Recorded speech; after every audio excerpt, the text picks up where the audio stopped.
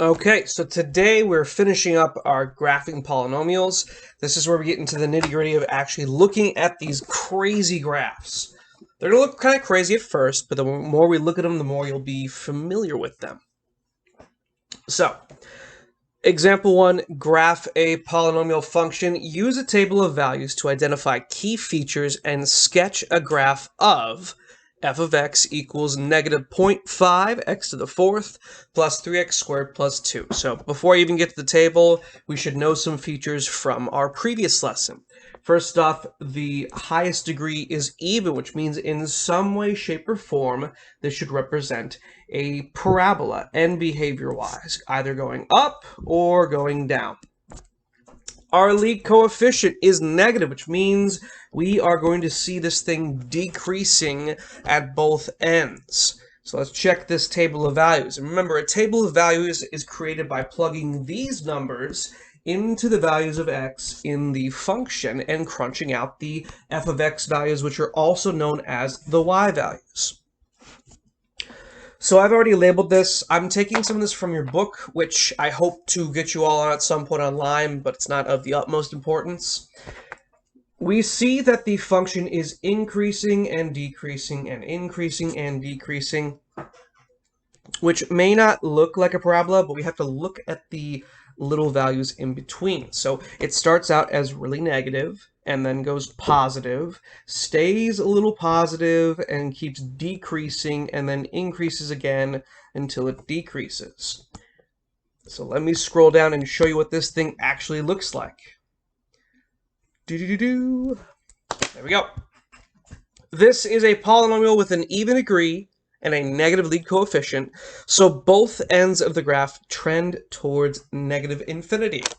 And this is what it looks like. So here we're going to see some dips and dives in these complex functions, which matches the table. There are dips and dives everywhere. Now, let's take a look at what I've highlighted. You've heard the word max and min. Now, since these graphs go on and on and on and never end, we can't look at their actual maxes or mins. We look at their relative maximums and relative minimums, which are of what we see in the graph. What's the highest point and what's the lowest point? So that number 1 right there, that is our relative minimum, a point where the function has the least value over an interval, and our interval is just this. And the 2 points up top are our relative maximums.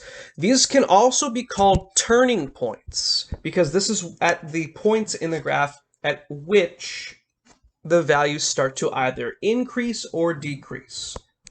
Let me draw my little sideways bracket. Oop. Turning points.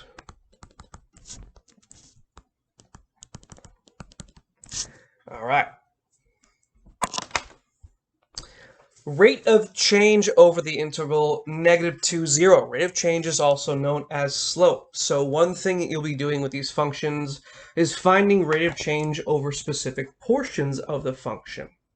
So remember that your rate of change formula is y2 minus y1 over x2 minus x1. Now here's how you do these. These are the x values that they're trying to find the rate of change over. So I'm going to scroll back up to the graph itself. -2 and 0.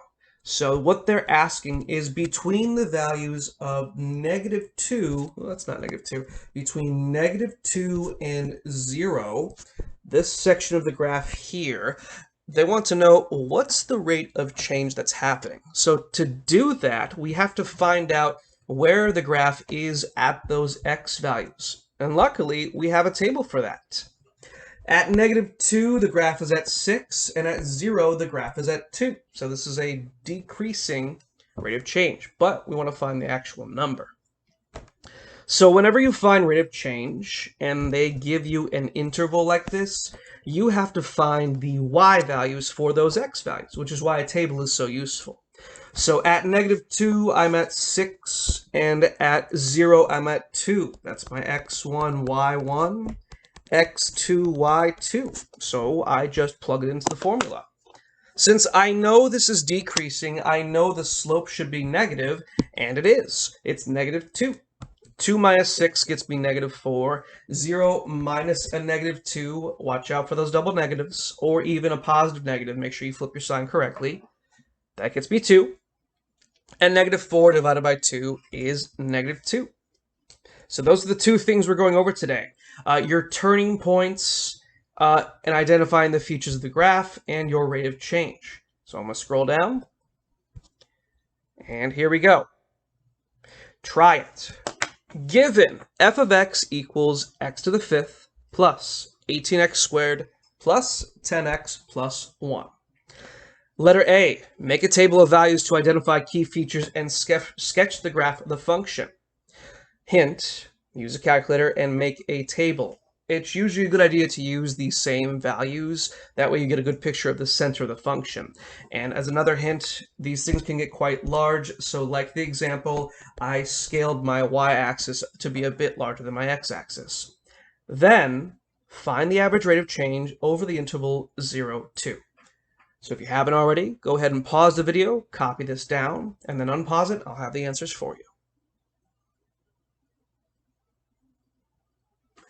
All right, now, much like a cooking show, I've already done my work. If you haven't watched cooking shows, there's always a point where people say, oh, this is going to take 5 hours, and then it's done. It's exactly what happened. So we're going to paste this. Here we go. Pro tip when using a scientific calculator, there's an option. It's usually the second and then you hit the equal sign that recalls the previous thing that you entered, so this doesn't take too long. So when you're plugging in things to large functions, for example, if I want to plug in -3, I took my calculator and said -3 to the 5th plus 18 times -3 to the 2nd power plus 10 times -3 to the 1st power. In a scientific calculator, it may look a little weird, but when you hit the recall option, and I'll see if I can find that later, all you have to do is go back in and change these values. So this is my table of values. I went in and marked where I saw that things were increasing and decreasing. And if you'll notice, they do cross over at some part. We go from -110 to 21, but then we go from 21 to 8 to 1, which is decreasing.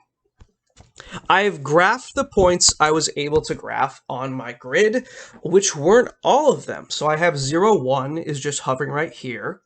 -1, 8, I put that between 10 and 5. Let's see, -2 and 21 hovering right here, and 1, 30. Now, for the other ones, I'm just going to kind of graph a rough idea of where they are so I can connect the dots. So let's see. -3 and -110. So let's see, it's going to be all the way down, kind of towards the bottom here. 2 and 125 and 3 and 436. God, yeah, I'm gonna pop those right there. So, time to connect the dots. I know these 3 are connected. Well, 4. And this goes up right here. Your sketches don't have to be perfect. So notice I'm not even going to use this point because it's so far off the graph. I'm just trying to get a basic shape. And then for this one here, I'm at -2, and I know by -3 it has to be all the way down at that super negative point. So this has to cross over somewhere halfway in between to reach that point. Your sketch is always just going to be a sketch. And since you guys are online, I can't really make you draw a function. So you're going to probably be picking from ones, and I'm going to ask, hey, is this graphed correctly? Now, identifying key features. I see a relative minimum right here at 0, 1. So relative min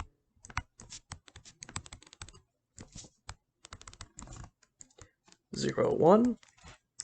I see a relative maximum here, and which one's that? That's -2, 21.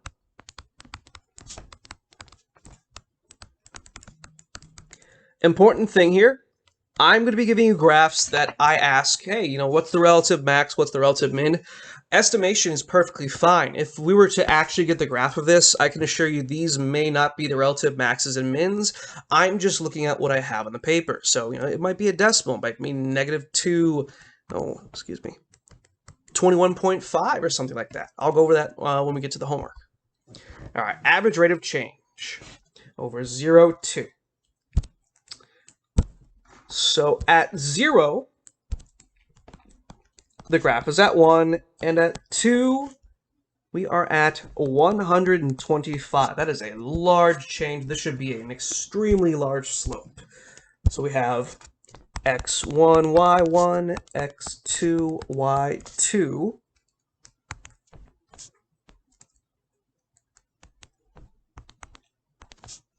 And let's just plug them in. y2 minus y1 over x2 minus x1. So 124 over 2, that gets me a rate of change, a slope of 62. Holy cow, that's really large. All right, and that is it, your homework. Please write down each question. That way, if you're going back to study, you don't just see a list of answers. You don't have to copy down this graph. There are some conceptual questions, checking to see if people are doing things right, like this one here with a girl named Allie. Explain how to determine the leading coefficient of a polynomial. That's stuff from yesterday. What is the relationship between the degree of and leading coefficient of a polynomial? That's also yesterday. Just go through my different examples. Now, with this homework, when we're talking about turning points, just tell me the number of turning points, because turning points, relative max and min, those are the same thing.